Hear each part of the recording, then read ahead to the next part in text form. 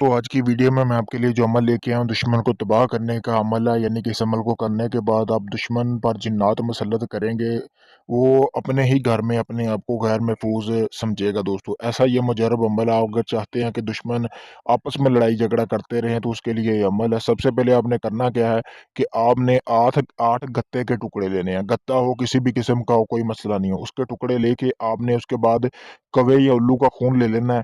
कवे या उल्लू का खून का जब इंतज़ाम हो जाए उसके बाद आपने कलम के साथ, जैसा कि ये तवीज़ आपको सामने नज़र आ रहा है स्क्रीन पर, ये तवीज़ आपने बना लेना है। किसी भी सोमवार के दिन से इस अमल को शुरू करना है और खुले आसमान के नीचे इस लिखना है इस तवीज़ को।